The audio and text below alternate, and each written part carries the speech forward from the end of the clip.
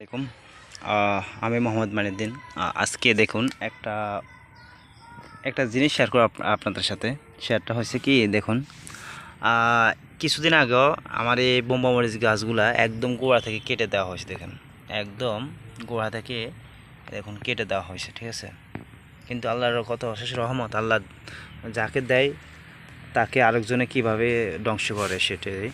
যেমন আমার গাছগুলো একদম পুরো গোড়া থেকে কেটে দিয়েছে, কিন্তু দেখুন আবার গোড়া তো রয়ে গেছে। গোড়া থেকে আবার মাশাআল্লাহ কত সুন্দরভাবে মরিচ গাছের ফলন আসতেছে।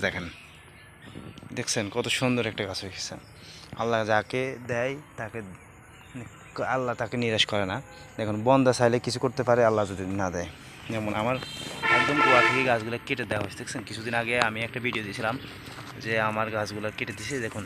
অথচ আবার আল্লাহ সহজ করছে, আবার নতুন করে গাছগুলো উঠতেছে। শুধু এটা না, পেঁপে গাছগুলো সেম হয়েছে। দেখুন পেঁপে গাছে একদম গোড়া থেকে কেটে দেওয়া হয়েছে, কিন্তু আবার পেঁপে গাছে শাখা উপশাখা বাড়িছে।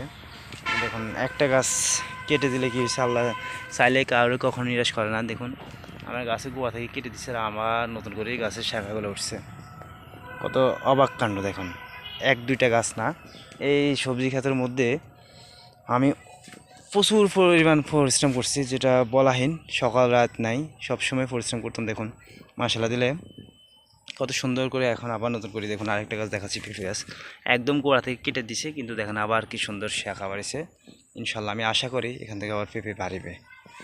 এই আর কি অবস্থা। তো শুধু একটা দুইটা বোমা মরিচ গাছ না, বেগুন গাছ না, অনেকগুলো নষ্ট করছে। তো আমি আল্লাহর কাছে বিচার দিছি, আর কিচ্ছু করার নাই আমার। আমি কারোর সাথে বেদাল করবো না বা কারোর সাথে সিলাসিলি করবো না, শুধু একমাত্র আল্লাহর কাছে বিচার দিছি। সে দেখেন কত সুন্দরগুলো গাছগুলো হয়েছে। তো এই আর কি অবস্থা। আর যদি